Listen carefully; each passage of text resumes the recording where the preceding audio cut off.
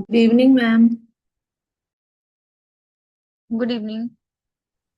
Good evening ma'am. Good evening. Good evening. आज हम लोग एफएमटी आज से शुरू कर रहे हैं। तो एफएमटी में सबसे पहले तो आपको पता होगा कि ये दो पार्ट में डिवाइड है ना। एक में कंप्लीटली टॉक्सिकोलॉजी दिया है और एक में बाकी सारे टॉपिक्स कवर किए हुए हैं। तो हम लोग एफएमटी को शुरू करते हैं टॉक्सिकोलॉजी से, क्योंकि टॉक्सिकोलॉजी बहुत इंपॉर्टेंट है और बहुत लिमिटेड भी है।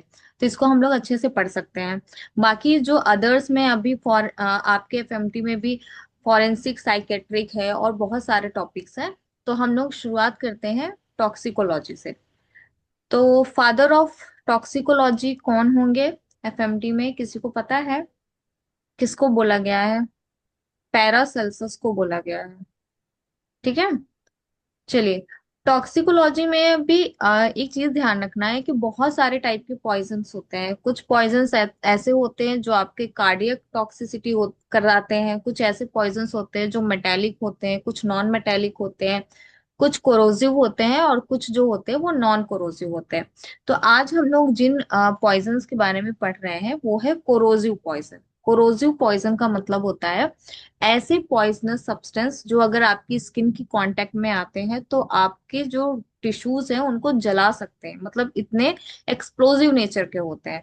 तो इस तरह के पॉइजन्स को हम कोरोसिव पॉइजन्स बोलते हैं, जो आपकी टिश्यूज को बिल्कुल नेक्रोस्ट कर देते हैं। वहां पे प्यूट्रिफिकेशन हो सकता है, बर्न हो सकता है, और वहां पे प्रोटीन का कोएगुलेशन होने लगता है। प्रोटीन का कोएगुलेशन होने का मतलब होता है कि जो एक नॉर्मल प्रोटीन का स्ट्रक्चर होता है वो ब्रेक डाउन होता है और सॉलिडिफाई फॉर्म में आ जाता है। तो उसको हम बोलते हैं कोएगुलेशन ऑफ प्रोटीन। तो कोरोसिव पॉइजन्स जो होते हैं वो डिपेंड करते हैं कि इनका कैरेक्टर क्या है, मतलब कितने ज्यादा ये कोरोसिव नेचर के होते हैं। तो उसमें से जो सबसे पहला पॉइजन है वो है आपका सल्फ्यूरिक एसिड। तो ध्यान रखना है कि जो सल्फ्यूरिक एसिड होता है सबसे ज्यादा कोरोसिव पॉइजन्स में आते हैं ये। इनका जो फॉर्मूला है वो है आपका H2SO4। और ये सबसे ज्यादा स्ट्रॉन्गेस्ट कोरोसिव पॉइजन्स होते हैं, जिनका फैटल डोज और फैटल पीरियड ये बहुत ज्यादा इंपॉर्टेंट होते हैं। जब भी आप टॉक्सिकोलॉजी में पॉइजन्स के बारे में पढ़ते हैं तो आपको एक चीज टिप ऑफ टंग पे होना चाहिए, वो है कि ये जो पॉइजन्स होते हैं उनका फैटल डोज क्या है, मतलब कि कितनी डोज लेने से उस इंसान को उस टॉक्सिसिटी प्रोड्यूस होगी, और कितने समय जो होते हैं वो उसके लिए सबसे ज्यादा फैटल होते हैं। अगर वो उस टाइम को निकाल ले जाए तो उसके सर्वाइवल के चांसेस हो सकते हैं। तो इसको हम बोलते हैं फैटल डोज और फैटल पीरियड। तो जैसा कि आप सल्फ्यूरिक एसिड पढ़ रहे हैं तो इसका जो फैटल डोज होता है वो 5 to 10 आवाज नहीं ml। आ रही। सबको नहीं आ रही क्या? आ रही है मैम, क्लियर आ रही है। आ आ रही रही है मैम। मैम। ओके। तो जो फैटल डोज है वो ध्यान रखना, सल्फ्यूरिक एसिड सबसे ज्यादा कोरोसिव है। इसका मतलब है कि इसकी छोटी सी भी मात्रा से इंसान को बहुत ज्यादा उसके साइड इफेक्ट्स हो सकते हैं, बहुत ज्यादा इंजरी हो सकती है। तो एक्चुअल में डोज क्या है? 5 to 10 ml। और एक्चुअल में फैटल पीरियड, अगर मान लो किसी के ऊपर सल्फ्यूरिक एसिड गिर गया, या किसी ने गलती से पानी समझ के उसका इंटेक कर लिया, या किसी ने सुसाइड के लिए ले लिया, तो क्या होगा? वो 18 to 24 आवर्स जो होते हैं वो उसके लाइफ पीरियड का सबसे खतरनाक समय होगा। अगर वो 24 आवर्स के बाद वो सरवाइव कर गया तो मतलब उसको बचाया जा सकता है, एक तरह से इसको समझिए। तो इसको हम बोलते हैं fatal period. Dose 5 to 10 ml और पीरियड 18 to 24 आवर्स। अब सिंपल सी बात है कि आप जब सल्फ्यूरिक एसिड की बात कर रहे हैं तो सल्फ्यूरिक एसिड का नॉर्मली क्या यूज होता है? तो नॉर्मली जो है इसके जो हैवी मेटल्स होते हैं उनको क्या बोलते हैं, वॉश करने के लिए यूज किया जाता है। इनसे और भी तरह के जो आपके ये क्या बोलते हैं एसिड्स वगैरह को बनाया जा सकता है। इसको थोड़ा सा, इस सल्फ्यूरिक एसिड के थोड़ा सा इफेक्ट्स को, मतलब ये बहुत स्ट्रांग होते हैं, अगर इनको और एसिड्स के साथ मिलाया जाए तो इनकी जो पावर होती है थोड़ी कम हो जाती है। तो हाउस होल्ड में भी यूज होते हैं। तो सल्फ्यूरिक एसिड जो होते हैं, सिंपली से आपको इतना ध्यान रखना है कि ये बहुत कोरोसिव नेचर के होते हैं। तो एक्सीडेंटली भी ये आपकी स्किन पे अगर गिर गए, या फिर क्या बोलते हैं आपने गलती से वाटर समझ के इंटेक कर लिया, तो बहुत ही ज्यादा डेंजरस होते हैं। इसमें आप जहां पे भी ये एसिड गिरता है तो वहां पे बहुत ज्यादा जलन होती है, और बहुत, और स्किन जो होती है वो तुरंत ही क्या हो जाती है कि बहुत ज्यादा उसमें स्किन में, मैंने बताया कि प्रोटीन कोएगुलेशन होता है। और एक चीज ध्यान रखना है, हर एक चीज आपको यहाँ पे ब्लैकिश देखने को मिलेगी एक्सेप्ट टीथ। ठीक है। तो टीथ क्या होते हैं? टीथ, इसके बहुत कैरेक्टरिस्टिक फाइंडिंग होती है सल्फ्यूरिक एसिड के, ये है टीथ। इसका जो टीथ का अपीयरेंस होता है, मान लो किसी ने इंटेक कर लिया, आपको कैसे पता चलेगा कि इस पर्सन ने सल्फ्यूरिक एसिड का इंटेक किया है? तो वो चीज पता चलती है कि पहली चीज तो मैंने बताया ना, बॉडी के ज्यादातर जो भी फाइंडिंग होगी वो ब्लैकिश होंगे एक्सेप्ट टीथ, क्योंकि टीथ कैसा मिलेगा इसमें? बिल्कुल वाइट मिलता है। ठीक है। तो एक चीज इसमें ध्यान रखना है कि उसके जो लिप्स होंगे सबसे पहले बिल्कुल ब्लैकिश हो जाएंगे, उसकी टंग जो होगी वो भी आपको बहुत ज्यादा डार्क पिगमेंट मिलेगी। अगर स्किन पे गिर गया है तो स्किन पे भी ऐसा लगेगा, मतलब जैसे बर्निंग के साइन होते हैं तो बर्न स्किन जैसी मिलेगी। लेकिन जो क्लासिकल फाइंडिंग होती है वो इसके दांत होते हैं, तो इसके दांत जो होते हैं वो ब्लैक नहीं होते, बाकी सारी चीजें यहाँ पे ब्लैक फाइंडिंग होती है। फॉर एग्जाम्पल ये देखिए, ये जो पेशेंट है, इसने इनटेक कर लिया मान लीजिए सल्फ्यूरिक एसिड। तो क्या होता है कि सल्फ्यूरिक एसिड इनटेक करने से जो आपके दांतों में जो इनेमल की परत होती है वो क्या हो जाती है? डिसॉल्व हो जाती है। एसिड के जस्ट कांटेक्ट में आने से जो आपके दांतों का कैल्शियम होता है और वो इनेमल के फॉर्म में होता है, तो इनेमल जो होती है यहाँ पे डिसॉल्व होने लगती है एसिड के कांटेक्ट में आने से, इसलिए इसके दांतों का अपीयरेंस जो होता है वो चौकी व्हाइट टीथ जैसा देखने को मिलता है। और ये आपके सल्फ्यूरिक एसिड पॉइजनिंग में मिलता है। तो आप इस इमेज में देख सकते हैं कि यहाँ पे आप देख रहे हैं कि जो ओरल म्यूकोसा है पूरी की पूरी ब्लैक है, लिप्स पूरे ब्लैक है, जिस जिस जगह पे स्किन के कांटेक्ट में ये एसिड आया है वो पूरी एरिया ब्लैकिश है एक्सेप्ट टीथ। तो ये टीथ कैसी होती है? यहाँ पे चौकी व्हाइट टीथ देखने को मिलती है। ये सल्फ्यूरिक एसिड पॉइजनिंग का पर्सन आप देख सकते हैं, हर एक पार्ट बॉडी का जो होता है वो ब्लैकिश हो जाता है। यहाँ जहां से भी इंटेक होगा, जहां से भी एसिड जाएगा, सारे टिश्यू को डीजनरेट करते हुए, नेक्रोसिस करते हुए जाता है। और इसीलिए बहुत ज्यादा डेंजरस है लाइफ के लिए, काफी लाइफ थ्रेटनिंग कंडीशंस डेवलप होती हैं इसके पॉइजनिंग से। इस तरह से यहाँ पे ये आप ये पूरा का पूरा आप देख सकते हैं, पूरा जीआईटी सिस्टम किस तरह से यहाँ पे आपको देखने को मिल रहा है। तो ये सारी चीजें देखने को मिलती हैं। तो यहाँ पे पहली चीज आपको याद रखनी है, ये कैसा एक स्टेनिंग देता है जिसको बोलते हैं रेडिश ब्राउन स्टेन्स। यानी ये आपकी स्किन पे जब गिरेगी, शुरुआत में आप जानते हैं जब कभी किसी को बर्न बर्न का भी केस आता है, पहले स्किन कैसी होती है? हल्की सी रेडिश होगी, लेकिन धीरे धीरे वहां पे ब्राउन स्टेन, तो रेडिश ब्राउन स्टेन देखने को मिलता है। और ब्राउन टू ब्लैक स्ट्रीक देखने को मिलेगा, यानी कि जहां जहां से वो एसिड गुजरेगा वो एरिया किस तरह का देखने को मिलेगा? ब्राउन टू ब्लैक, ऐसा डार्क अपीयरेंस देखने को मिलता है। सबसे खास बात जो आपको माइंड में याद रखनी है, blotting paper appearance. Blotting paper appearance का मतलब होता है, आपने ब्लॉटिंग पेपर देखा होगा जब आप एनाटॉमी का वो बनाते रहे होंगे, है ना, फाइल में डायग्राम वगैरह, कितना पतला सा पेपर होता है ना। कभी कभी तो उसको हम लोग यूज करते थे डायग्राम को कॉपी करने के लिए, मतलब उसमें ऊपर से, मतलब उस पेज को थोड़ा सा फाड़ कर और बुक के ऊपर जो आपके डायग्राम है उसमें से उसको ऊपर से आउटलाइनिंग कर लिया तो बाद में डायग्राम बनाने में इजी होता है। तो ब्लॉटिंग पेपर सोचिए कितना पतला सा वो पेपर होता है, कितना ट्रांसपेरेंट पेपर होता है। यहाँ पे आपकी जो स्टमक की म्यूकोसा होती है वो उतनी ही पतली हो जाती है। तो इस, और अब आप जानते हैं कि अगर आपके स्टमक की म्यूकोसा ब्लॉटिंग पेपर लाइक हो चुकी है, यानी आप समझ सकते हैं कि कितना सीवियर कंडीशन होता है इस एसिड की वजह से।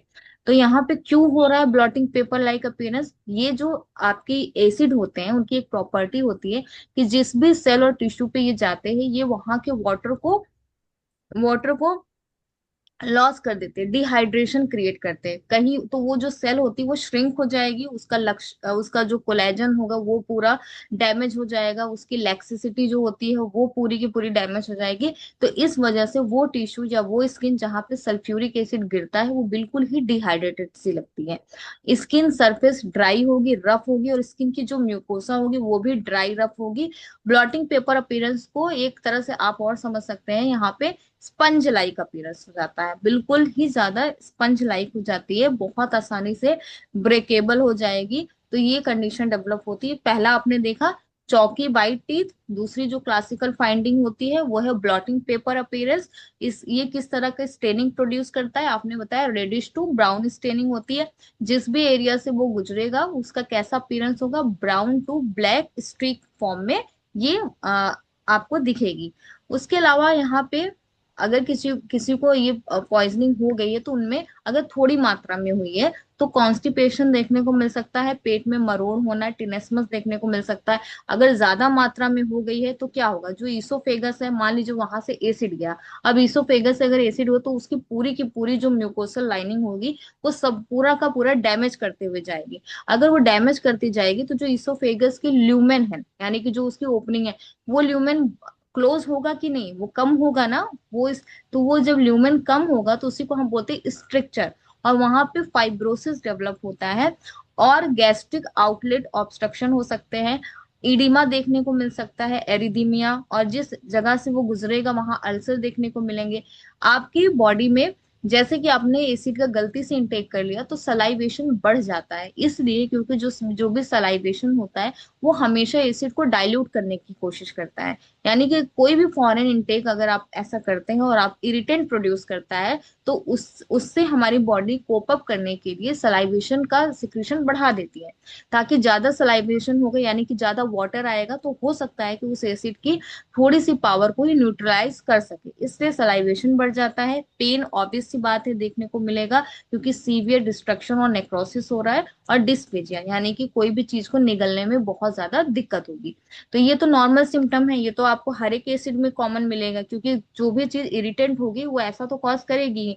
लेकिन दो चीजें जो अनकॉमन है बाकी एसिड से वो यही है, चौकी वाइट टीथ और blotting paper like appearance of stomach. ये H2SO4 यानी सल्फ्यूरिक एसिड का बहुत ही क्लासिकल फाइंडिंग है। उसके अलावा यहाँ पे ध्यान रखना, नेक्रोटिक एरिया जहां पे भी नेक्रोसिस होता है वो स्किन पहले किस कलर की दिखती है और फिर लास्ट में किस कलर की दिखती है, ये थोड़ा सा ध्यान रखना है। जो भी नेक्रोटिक एरिया होता है सल्फ्यूरिक एसिड पॉइजनिंग के केस में, पहले वो ग्रेइश कलर का होगा, फिर ग्रेइश से वो व्हाइटिश बनेगा एंड लास्ट में brown and leathery like appearance देखने को मिलता है। तो ये जो सीक्वेंस है थोड़ा सा याद रखिएगा, पहले ग्रेइश फिर white and then brown to leathery appearance होता है। ये आपका H2SO4। आपने देखा चौकी वाइट टीथ जहाँ पे इनेमल जो होते हैं डिसॉल्व हो जाते हैं एसिड के कांटेक्ट में आने से, क्योंकि ये कैल्शियम को डिसॉल्व करने का काम करता है। और जैसे ही इनेमल की परत हटती है वैसे ही यहाँ पे इस तरह के स्पॉट्स देखने को मिलते हैं। फिर उसके बाद आता है सल्फ्यूरिक एसिड में पॉइजनिंग में। हाँ, क्या होता है इनेमल, मैंने बताया कि दांतों का जो इनेमल होता है वो डिसॉल्व होने लगता है, स्पेशली इनेमल किससे बना होता है, कैल्शियम फॉस्फेट से बना होता है। तो जब भी एसिड कैल्शियम के साथ रिएक्ट करता है तो वो जो इनेमल की जो स्मूथ और शाइनी सरफेस जो आपकी दांतों की होती है वो चली जाती है। और दांत कैसे दिखते हैं, चौकी वाइट, रफ और ब्रिटल, यानी ऐसे ऐसा अपीयरेंस होता है कि आपको देख के लगेगा कि इसको छूने से ही कहीं ये गिर ना पड़े, है ना, इतना ज्यादा वो वीक और ऐसा ब्रिटल फील होता है। ऐसे नेल्स भी ब्रिटल हो जाते हैं ना, ऐसा लगता है कभी भी ये टूट जाएंगे, उसी तरह से दांत भी ब्रिटल हो जाते हैं। और ब्रिटल अपीयरेंस होने की वजह से आपको ऐसा लगेगा कि ये कभी भी टूट सकते हैं, वो इतना ज्यादा डैमेज हो जाते हैं। तो इस तरह का अपीयरेंस मैम हाँ, कुछ स्टार्टिंग से स्लाइड छूट गई है। मैं बताऊंगी अभी लास्ट में। ठीक है, तो यहाँ पे एक ये देखिए, आपने ये लिप्स वाला देखा, मैंने बताया था ना, पूरा जहां से भी एसिड गुजरता है वो एरिया पूरा ब्लैक होता है, ब्लैकिश अपीयरेंस देखने को मिलता है। ये है पेशेंट जिसने एक्सीडेंटली सल्फ्यूरिक एसिड के कांटेक्ट में आया। अभी इसके ऑर्गन्स को आप देख सकते हैं किस तरह से यहाँ पे कोएगुलेशन हुआ है और ब्लैकिश अपीयरेंस देखने को मिल रहा है। और ये है आपका, ये परफोरेशन ऑफ जीआईटी, किसकी वजह से परफोरेशन हुआ है, इस एसिड के कांटेक्ट में आने से। अब प्रोटीन कोएगुलेशन का मैंने बताया था क्या मतलब होता है, कि जो प्रोटीन के एक अपना नॉर्मल स्ट्रक्चर होता है और वो क्या होता है, वो ब्रेक डाउन होने लगते हैं, लेकिन वो स्ट्रक्चर ब्रेक डाउन होके क्या होते हैं, एक जगह पे सॉलिडिफाई हो जाते हैं, क्लॉट हो जाते हैं। ठीक है, तो उन्हें हम बोलते हैं प्रोटीन कोएगुलेशन। ये बर्न के केस में देखने को भी मिलता है। तो जब किसी को बर्निंग होती है ना तो सीवियर प्रोटीन कोएगुलेशन देखने को मिलता है। तो यहाँ पे अब देखा आपने, आपका फैटल डोज मैंने बताया 5 to 10 ml, fatal period 18 to 24 hours. अच्छा, डेथ क्यों होती है यहाँ पे, डेथ होने के क्या कारण, अगर आपसे पूछा जाए कि जो सल्फ्यूरिक एसिड पॉइजनिंग होती है उसमें डेथ क्यों हो जाती है। डेथ होती है, सबसे मेन कारण होता है डेथ का वो है सर्कुलेटरी फेलियर। और उससे और क्या क्या कारण होते हैं, ईडिमा जो होता है, ग्लॉटिस जो होते हैं उसमें स्पाज्म होने लगते हैं, ईडिमा होने लगता है, कोलैप्स हो जाता है। क्यों कोलैप्स हो रहा है, क्योंकि स्टमक इवन पूरा जीआईटी ही परफोरेट कर जाता है। बॉडी में टॉक्सीमिया होगा। बर्न के केसेस में भी तो ऐसा ही होता है ना, जब किसी को बर्निंग होती है तो उसमें भी सर्कुलेटरी फेलियर की वजह से डेथ होती है, उसमें भी स्पाज्म होते हैं मसल्स में, उसमें भी टॉक्सीमिया होता है। तो ये चीजें होंगी। और अगर ये तो होगा अगर अचानक से कोई बहुत सीवियर मात्रा में H2SO4 के कांटेक्ट में आया है। लेकिन अगर मान लीजिए उस इंसान को हमने 18 से 24 घंटे में बचा लिया, ठीक है, आपने उस पेशेंट को बचा लिया, लेकिन डिलेड डेथ, क्या पता चले कि उसके बाद अभी पेशेंट ठीक था लेकिन 2-4 दिन बाद ही उसकी डेथ हो गई। तो ये क्यों होता है, ये डिलेड डेथ क्यों होता है, तो उसका एक कारण होता है सबसे पहले तो इसमें इन्फेक्शन। बर्न के केस में भी ऐसा होता है, आपने कई बार ऐसा सुना भी होगा कि पेशेंट को बचा लिया गया लेकिन उसके 2-4 दिन बाद ही उस पेशेंट की डेथ होगी। ऐसा क्यों होता है, क्योंकि इन्फेक्शन के चांसेस ऐसे लोगों में सबसे ज्यादा बढ़ जाते हैं। तो इन लोगों को निमोनिया हो सकता है, सेकेंडरी इन्फेक्शन हो सकते हैं, किडनी फेलियर हो सकता है। और कई बार तो जैसे इसमें आपने देखा स्पाज्म हो गया ग्लॉटिस में, इसोफेगस में फाइब्रोसिस हो गया, स्ट्रक्चर हो गया, तो वो फूड इंटेक भी प्रॉपर नहीं कर पाते हैं, तो इस वजह से भी डेथ हो जाती है। अब ट्रीटमेंट क्या करेंगे, H2SO4 एक कोरोसिव पॉइजन है, तो क्या आप यहाँ पे तुरंत एल्कलीन देना शुरू कर देंगे? नहीं। यहाँ पे एक चीज ध्यान रखना है कि ये एसिड है, डायरेक्ट एल्कलीन नहीं दिया जाता है। यहाँ पे सबसे पहली चीज तो ये पूछा जाएगा क्या आप ऐसे केसेस में गैस्ट्री लेवाज या एमेटिक्स कराना पसंद करेंगे या कराना चाहिए। तो क्यों कराना चाहिए, नहीं कराना चाहिए, आप नहीं करा सकते, क्योंकि अगर कोई इंसान को ऑलरेडी स्टमक में परफोरेशन हो गया है या किसी को स्टमक इतना वीक है कि ब्लॉटिंग पेपर लाइक अपीयरेंस उसकी म्यूकोसल लेयर में देखने को मिल रही है, तो ऐसे केसेस में अगर आप गैस्ट्रिक लिवाज कराएंगे, यानी आप ये सोचे कि इसके पेट से पूरा का पूरा हम पॉइजन को निकाल दें या फिर वॉमिटिंग के थ्रू निकाल दें, तो अगर आप ऐसा प्रोसेस अपनाएंगे भी तो जो कंडीशन थोड़ी बहुत बची भी थी वो भी बस्ट हो जाएगी। यानी कि वो स्टमक तो ऑलरेडी परफोरेशन के प्रोसेस में अगर लगा भी है और आपने गैस्ट्रिक लिवाज या एमेटिक्स कराने की कोशिश की, तो वो पूरा का पूरा इन्फेक्शन या पूरा का पूरा जो वहां पे सिस्टम में डैमेज हो रहा है वो पूरे बॉडी में फैल जाएगा। तो इस वजह से आपसे ये क्वेश्चन पूछा है। आप ज्यादातर सिर्फ ऑक्सैलिक एसिड आई थिंक छोड़कर जितने भी आपके कोरोसिव पॉइजन्स होते हैं उसमें गैस्ट्रिक लिवाज जो है कंट्राइंडिकेटेड है। तो ये चीज ध्यान रखना, गैस्ट्रिक लिवाज या एमेटिक्स तो आप नहीं करा सकते। तो आप क्या कराएंगे, आप एक काम कराएंगे, आप उस पेशेंट को मिल्क इंड्यूस कर सकते हैं, या तो आप थोड़ा सा पानी या फिर पानी को भी मिल्क के साथ मिक्स करके आप दे सकते हैं उस बर्न वाले जगह पे, है ना। और आप एक एक चीज आप मिला सकते हैं, वो है कैल्शियम या फिर मैग्नीशियम ऑक्साइड। अगर आपसे पूछा जाए which is the antidote for H2SO4, तो आप क्या बताएंगे, मैग्नीशियम ऑक्साइड, ठीक है। तो इसका एंटीडोट आप ध्यान रखना, जितनी भी पॉइजनिंग एफएमटी में पूछी जाती है उसमें ज्यादातर आपसे उस पॉइजन का एंटीडोट पूछा जाता है और वे ऑफ ट्रीटमेंट में थोड़ा सा ध्यान रखना है।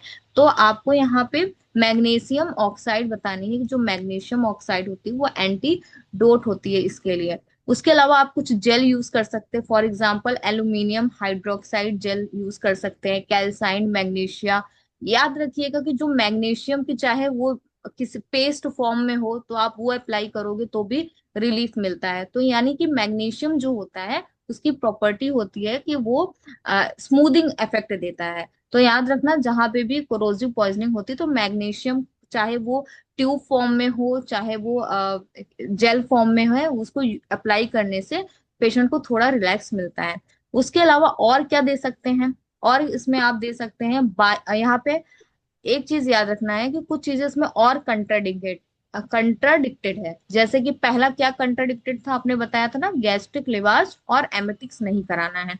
दूसरा मैंने बताया डायरेक्ट आप कोई एल्कलीन नहीं दे सकते, एल्कलीन कार्बोनेट या बाई कार्बोनेट्स ये कंट्राडिक्टेड है, इसको आप नहीं दे सकते हैं तुरंत ही, क्योंकि अगर आपने H2SO4 की पॉइजनिंग में इसको दिया तो वहां पे और ज्यादा से ज्यादा कार्बन डाइऑक्साइड रिलीज होंगे जो कि और ज्यादा प्रॉब्लम क्रिएट करेंगे, और ज्यादा वो डेंजरस बनाएंगे, उस कंडीशन को और वर्स्ट बनाएंगे। तो क्या क्या कंट्राडिक्टेड है H2SO4 पॉइजनिंग में? तो सबसे पहले आप बताएंगे गैस्ट्रिक लिवाज नहीं कराना है, एमेटिक्स नहीं करानी, यानी कि आपको उस पॉइजन को हटाने के लिए किसी भी तरह का एमेटिक प्रोसीजर नहीं फॉलो करना है, ना ही आपको गैस्ट्रिक लिवाज कराना है।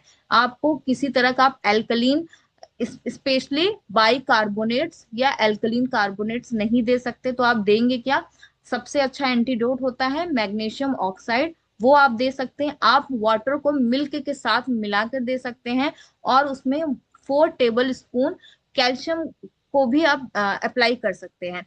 इसके अलावा आप क्या दे सकते हैं? आप ऑलिव ऑयल दे सकते हैं, मिल्क, एग एग व्हाइट जो होता है वो भी आप दे सकते हैं, और बटर, बटर भी आप दे सकते हैं, मेल्टेड बटर स्पेशली। तो इस तरह की चीजें आप दे सकते हो अगर छोटी मोटी मात्रा में किसी ने गलती से H2SO4 को क्या बोलते हैं, इनहेल कर लिया है। प्रेडनिसोलोन दे सकते हैं। प्रेडनिसोलोन क्या है? एक तरह का स्टेरॉइड ड्रग है, ये दे सकते हो। स्पेशली किन लोगों को दिया जाता है? प्रेडनिसोलोन दिया जाता है ऐसे लोगों को जिनको इसोफेजियल स्ट्रिक्चर या शॉक का आपको रिस्क लग रहा है, उन लोगों में दिया जा सकता है। और आप अगर कोई पेशेंट शॉक में चला गया है तो जाहिर सी बात है आप वहां पे उसको वेंटिलेशन पर रखेंगे, और उसके अकॉर्डिंग एयर वे, ब्रीदिंग, सर्कुलेशन इसको मेंटेन करने की कोशिश करेंगे। अगर किसी को इडिमा हो गया है ग्लॉटिस में तो आप ट्रैकियोस्टोमी करेंगे उस पेशेंट को। माउथ से कुछ भी नहीं देना है। अगर इनटेक हुआ है, अगर लोकल आपकी स्किन पे गिरा है तो कोई दिक्कत नहीं है, पर अगर उसने इनहेल कर लिया है तो उस जगह पे आपको माउथ से कुछ भी नहीं देना है। आप अगर स्किन बर्न हुई है तो बहुत सारे लार्ज अमाउंट ऑफ वाटर, और मैंने बताया था ना मैग्नीशियम जो है सबसे ज्यादा यूज किया जाता है, तो आप मैग्नीशियम ऑक्साइड का पेस्ट लगा सकते हैं, या फिर सोडियम बाइकार्बोनेट का पेस्ट से भी यूज करना है ना, बाइकार्बोनेट वहां पे देना नहीं रहता है। तो ये चीजें आप ध्यान रखेंगे। और अगर किसी की आंखों में गलती से गिर गया है तो आप उसको बार बार आंखों को वॉश करने के लिए बोलेंगे, स्पेशली 10 से 15 मिनट तुरंत। अगर किसी की आंखों में गलती से एसिड गिर गया है तो आप क्या करेंगे, 10 to 15 मिनट्स आपको कंटिन्यू ज्यादा से ज्यादा पानी में आपको अपनी आंखें वॉश करने के लिए बोला जाएगा, और कुछ सॉल्यूशन इस्तेमाल कर सकते हैं, specially sodium bicarbonate solution. Symptomatic treatment करेंगे। पोस्टमार्टम में क्या फाइंडिंग मिलती है ऐसे लोगों में जिनमें H2SO4 की पॉइजनिंग होती है? पहली चीज तो जो म्यूकस मेम्ब्रेन होगी, थ्रोट होगी, स्किन होगी, जहां जहां से वो एसिड जाएगा वो पूरी की पूरी स्किन, वो पूरी की पूरी जगह कैसे हो जाएगी, बिल्कुल कोरोड रहेगी, यानी कि वहां पे डिस्ट्रक्शन हो जाएगा, वहां के जो टिश्यूज होंगे वो बर्न हो जाएंगे। तो ये चीज देखने को मिलेगी। और मैंने आपको बताया था ना कि नेक्रोटिक जो एरिया होते हैं, पहले वो किस कलर में होंगे? ग्रेइश में, फिर कैसे होंगे? व्हाइट में, मम्मी एंड का सही और वो लास्टली किस कैसा बनते हैं? है। लास्टली वो बनते हैं ब्लैक एंड लेदरी। ये सीक्वेंस याद रखना है कि पोस्टमार्टम फाइंडिंग H2SO4 में क्या मिलती है। पहली चीज तो कोरोजन मिलेगा, दूसरा जो एरिया होता है, जो नेक्रोज्ड एरिया होता है वो ग्रेइश व्हाइट कलर का होगा, फिर उसके बाद वो ब्राउन बनेगा, एंड लास्ट में ब्लैक। ठीक है, पहले ग्रेइश व्हाइट, फिर उसके बाद ब्राउन टू ब्लैक, ऐसा उसमें चेंजेस होते हैं। फिर ब्लॉटिंग पेपर लाइक अपीयरेंस, आपसे अगर क्वेश्चन पूछा जाए किस आपके किस कोरोजिव पॉइजनिंग में ब्लॉटिंग पेपर अपीयरेंस स्टमक का देखने को मिलता है, तो आप बताएंगे कि सल्फ्यूरिक एसिड पॉइजनिंग में। अगर आपसे पूछा जाए आर्सेनिक पॉइजनिंग में किस तरह का अपीयरेंस मिलता है, तो आप बताएंगे वहां पे रेड वेलवेट म्यूकोसा होता है। तो इसका यहीं पे आप डिफरेंशिएटिंग पॉइंट देख लीजिए ताकि आगे चल के आपको कंफ्यूजन ना हो। क्वेश्चन पूछा अगर blotting paper appearance of stomach, आप बताएंगे H2SO4 पॉइजनिंग। अगर आपसे पूछा जाए रेड वेलवेट म्यूकोसा, तो वो आप बताएंगे वो क्लासिकल फाइंडिंग होती है आपके आर्सेनिक पॉइजनिंग में।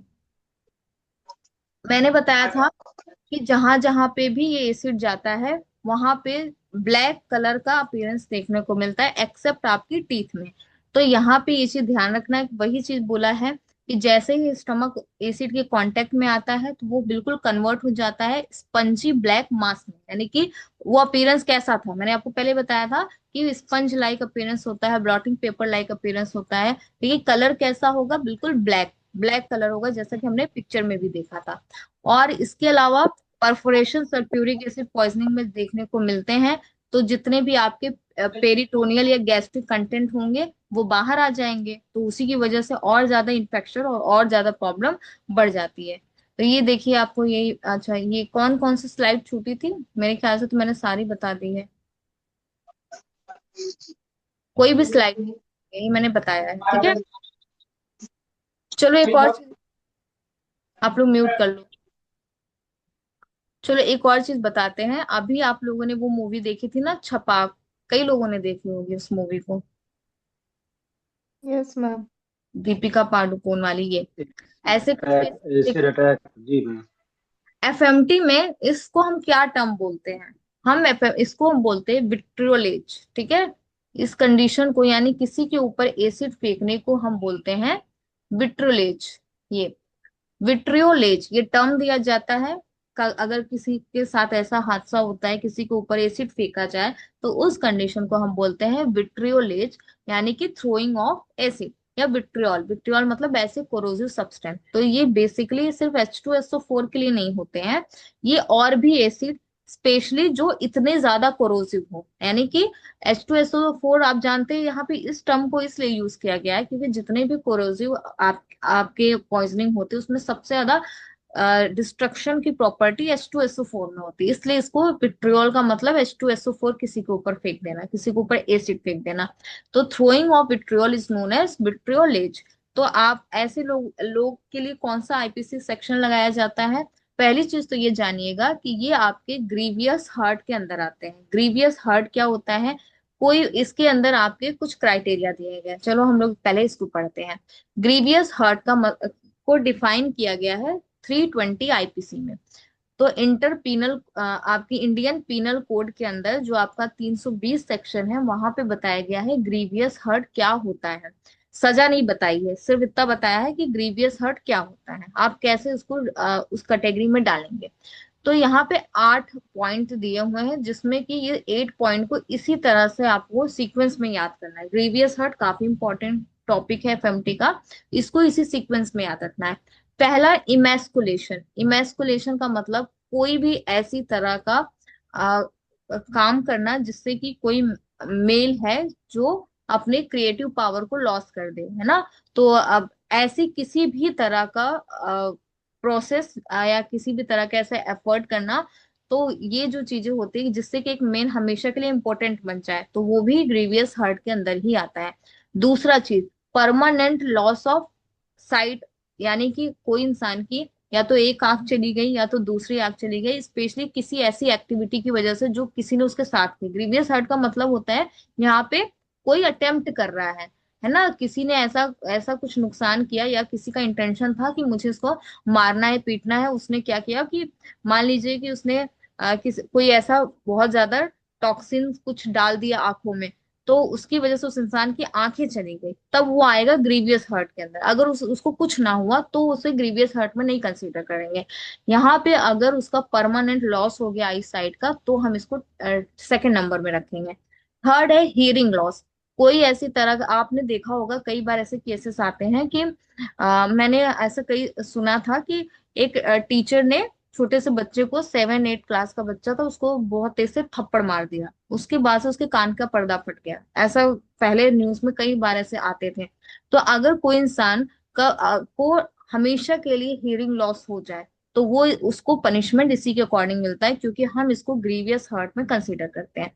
Private loss of any member और ज्वाइंट, यानी कि किसी को आप डिसेबल बना रहे हो, तो वो केस आता है फोर्थ नंबर पे, कि अगर आपने किसी को डिसेबल बना दिया, उसके उसके पैर काट दिया। अभी आपने वो देखा होगा ना, अभी उसमें तो इंसान ने खुद ही कर दिया था, वो नीट का जो बच्चा था, उसने जनरल कैटेगरी का था, तो उसको एमबीबीएस में सीट पाने के लिए उसने अपने ही पैर को एम्पुटेट कर दिया, काट के निकलवा दिया। और फिर उसके बाद उसका जब इंटरव्यू वगैरह लिया गया, तो उसने ये बताया कि मुझे नीट में सिलेक्शन चाहिए था, तो इस वजह से मैंने ऐसा किया। तो वहां पे तो उसने खुद ही को अपना मतलब दुश्मन बन गया ना। अगर यही काम किसी और ने प्लानिंग के थ्रू उसके लिए की होती, एम्प्यूटेट किया होता उसके पैर को, तो वो आता ग्रेवियस हर्ट में नंबर 4 पे। फिफ्थ पे आता है डिस्ट्रक्शन या परमानेंट इम्पेयरमेंट ऑफ मेंबर और ज्वाइंट, ठीक है। तो यहाँ पे डिस्ट्रक्शन या परमानेंट इम्पेयरमेंट, किसी ऐसे इंसान को कि मतलब वो कंप्लीटली विकलांग हो जाए, है ना, तो ऐसा ऐसा किसी को इंजर पहुंचाना, वो आता है टाइप 5 में। अब 6 में आता है परमानेंट डिसफिगरेशन ऑफ हेड और फेस। अब आप मुझे बताइए विट्रोलॉज इसमें से किस में आएगा? 6 6 में सिक्स में आएगा। 6 आएगा। में आएगा। 6 में आएगा सिक्स क्योंकि आपने डिसफिगरेशन मैम यानी 6 नंबर हाँ कोई ऐसी 6 चीज जिससे कि उस पर्सन का चेहरा हमेशा के लिए खराब हो जाए, तो वो डिसफिगरेशन जो हुआ है, तो विट्रोलोज वाले को हमने 320 आईपीसी में इसीलिए रखा है क्योंकि इसमें जो 8 क्राइटेरिया होते हैं उसमें से विट्रोलोज वाला 6 क्राइटेरिया में अच्छे से फिट बैठता है। लेकिन ये और भी बैठ सकता है सेकंड वाले में भी। मान लीजिए एसिड उसने उसकी आंख में डाल दिया जिसकी वजह से वो, मान लो फेस पे डाला और उसकी वजह से उसकी आईज साइट भी हमेशा के लिए चली गई, तो वो तो उसमें भी कंसीडर होगा। यानी कि ग्रीवियस हर्ट के कई सारे टाइप्स होते हैं, वो उसमें ज्यादातर 6 वाले में फिट बैठता है क्योंकि यहाँ पे disfiguration of face and head. 7th में फ्रैक्चर और डिसलोकेशन ऑफ बोन और टूथ। यहाँ तक कि अगर किसी का बोन और टूथ मतलब कि किसी का मान लीजिए दांत के साथ जबड़ा ही उखड़ गया या इस तरह के केसेस होते हैं तो उसको भी होते हैं। और इसी तरह के जो हर्ट होते हैं मतलब कि कोई भी ऐसा हर्ट जो इंसान को लाइफ लॉन्ग सफरिंग दे, उसी को हम ग्रीवियस हर्ट बोलते हैं। तो इसके अंदर 8 क्राइटेरियाज होते हैं। तो विट्रियोलॉज को हमने आईपीसी 320 के अंदर रखा है क्योंकि हम मानते हैं कि ये जो चीज होती है वो लाइफ लॉन्ग सफरिंग होती है एक इंसान के लिए, और ये बहुत ज्यादा पनिशमेंट इसके लिए होनी चाहिए। तो अब 320 तो डिफाइन किया है कि ग्रीवियस हर्ट होता क्या है, तो हम इसको पनिशमेंट देंगे। ये तो 320 में नहीं बताया है कि भाई किसको कितनी सजा देनी है। तो इसकी सजा के लिए 2 सेक्शन है, उसमें से एक सेक्शन है 326A। 326A क्या बोलता है, याद रखना, डिफाइन किया गया है 320 आईपीसी में क्योंकि ये एक तरह का ग्रीवियस हर्ट है। लेकिन उसके अलावा इसके इसके पास 2 अलग सेक्शन बनाए गए हैं जहां पे पनिशमेंट डिसाइड होती है। जैसे कि एक है 326A और एक है 326B। ये मैम 326, हाँ एक क्वेश्चन था हाँ कि ये आईपीसी का नाम बदल के अब तो बीएनएस हो गया है, और ये सारी संख्या भी बदल गई। अब मान लो एग्जाम में पूछ लिया नए हिसाब से, तो फिर कैसे क्या जवाब देंगी? नहीं देखो, नए हिसाब से तो वो अभी इतनी जल्दी अपडेट नहीं करेंगे। तो नहीं ऐसा सर मैम, इसको हुए तो कम 2 साल कन्वर्ट हो गए, 1 साल में, तो फिर दोबारा से पूछते हैं तो फिर कैसे होगा? ये चीज कह रहा था। अभी इसको बीएनएस कर अभी दिया तो है ना। ओल्ड में से ही आएगा। अभी तो तारीख वाले ही माना जाएगा। एग्जाम में अच्छा ऐसे ही अच्छा। आएगा। हाँ वहाँ भी अभी ऐसा तो देंगे। अभी टेक्स्ट बुक में तो यही अवेलेबल है ना, तो टेक्स्ट बुक का ही आंसर सबसे हाँ ज्यादा तो मिल गया ना। कंफर्मेशन माना जाए। डॉक्टर कपिल ऐसा ही है जो आपने, अनुराग ने बोला और लोगों ने बोला, यही अभी इसी को मान के चलेंगे। जब आपने कहा कि उसको चेंज कर दिया कि, लेकिन जब तक वो आपके टेक्स्ट बुक में नहीं अपलोड होगी तब तक उसको वही माना जाएगा। चलो, three okay twenty six thank A में एसिड अटैक अगर किसी ने कर दिया है तो क्या होगा? सबसे, अगर किसी भी तरह का एसिड फेंक, ये जो होता है ऑफेंस डिसाइड करता है, और इसमें पेशेंट को 326A के अंदर 10 साल की सजा होती है, ठीक है। तो यहाँ पे क्या होता है, कैसे लोगों को ये सजा होगी? Acid attack, proper acid attack जिसकी वजह से किसी को परमानेंट या पार्शियल डैमेज हुआ है, डिसफिगरमेंट हुआ है, या बहुत ज्यादा ग्रीवियस हर्ट हुआ है उस पेशेंट को, तो उस जिसने ये किया था, है ना, तो उस आदमी को यहाँ पे 10 साल की सजा हो सकती है अकॉर्डिंग टू 326A। फिर आता है 326B। 326B कहता है अटेम्प्ट टू थ्रो एसिड, यानी कि आपने अभी मैंने सीआईडी में एक एपिसोड देखा था जहाँ पे ट्रेन से वो आदमी जो है, वो लड़की जाती है तो ट्रेन से उसने कोशिश किया था एसिड फेंकने का, पर उसकी जगह किसी और को लग गया। मतलब जिसके ऊपर वो चाह रहा था एसिड फेंकने का, उसके ऊपर ना जाके किसी और पे गए, और कुछ छिट्टे जो हैं, यानी उस जब कोई एसिड फेंकेगा तो पूरी पब्लिक प्लेस में, तो वहां पे तो और भी लोग होते हैं, तो कोई दूसरा अफेक्टेड हुआ यानी कि अटेम्प्ट तो उसने किया ना एसिड फेंकने का, पर जिस इंसान पे किया एक्चुअल में उसको कोई इंजरी नहीं हुई। तो अटेम्प्ट टू थ्रो एसिड, अगर कोई इंसान अटेम्प्ट करता है और सामने वाले को भले उससे नुकसान ना हुआ हो, जैसे 326A में क्या था कि उसमें उसको ग्रीवियस हर्ट हुआ था, बहुत ज्यादा उसको नुकसान हुआ है, लेकिन 326B ये कहता है कि नुकसान हो चाहे ना हो, अगर किसी इंसान ने अटेम्प्ट भी किया है एसिड फेंकने का, तो उसको 5 साल से लेकर 7 साल की सजा हो सकती है, और उसके साथ साथ फाइन भी। तो यहाँ पे क्या है, ये सेक्शन उस सिचुएशन में लगते हैं जब अटैकर एसिड फेंकने या एडमिनिस्टर करने का प्रयास करता है, चाहे इंजरी हो या ना हो। लेकिन 326A कब डील करता है कि वहां पे कंपलसरी है कि उस इंसान को इंजरी होनी चाहिए, है ना। अगर इंजरी हुई है तब वहां पे उसको 10 साल की सजा और फाइन के साथ होगा। लेकिन अगर सिर्फ कोशिश किया गया है और उस इंसान को चाहे इंजरी हो या ना हो, सिर्फ अटेम्प्ट करने बस के लिए, उसको 5 to 7 ईयर की पनिशमेंट हो सकती है विथ फाइन। तो ये था पूरा का पूरा आपका ये सल्फ्यूरिक एसिड पॉइजनिंग। तो कोरोजिव पॉइजनिंग में सबसे ज्यादा कोरोजिव यही होते हैं। तो आपको दो चीजें इसमें बिल्कुल नहीं भूलनी है, और वो है चौकी वाइट टीथ, और दूसरा आपको ब्लोटिंग पेपर लाइक अपीयरेंस। और यहाँ पे ब्लैक टिश्यूज देखने को मिलते हैं, नेक्रोसिस देखने को मिलता है, फेटल डोज कितना होता है ये याद रखना है, और फेटल पीरियड कितना होता है। तो इसमें मैम इसमें तो स्लाइड जो है 1 to 4 बता दीजिए। 1 to 4।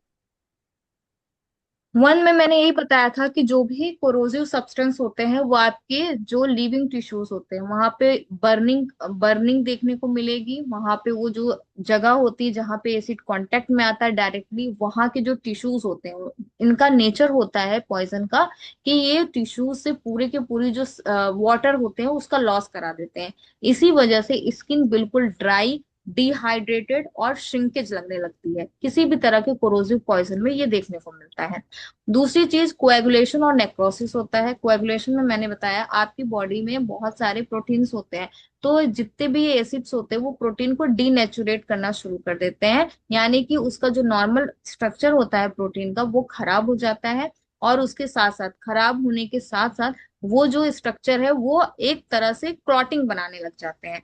तो जिसकी वजह से फॉर एग्जाम्पल मुझे बर्निंग हो गई, ठीक है, ये मेरे हाथ में पूरा बर्न हो गया है, और अगर मेरा हाथ बर्न हो गया और यहाँ पे प्रोटीन का कोएगुलेशन होने लगा, यानी कि प्रोटीन एक जगह पे क्लॉट होने लगे, तो फिर मेरा जो ये अपीयरेंस है, नॉर्मल हैंड का अपीयरेंस ऐसे रहेगा, या फिर जिस तरह से क्लॉटिंग हो उस तरह से मेरे हाथ का अपीयरेंस हो जाएगा।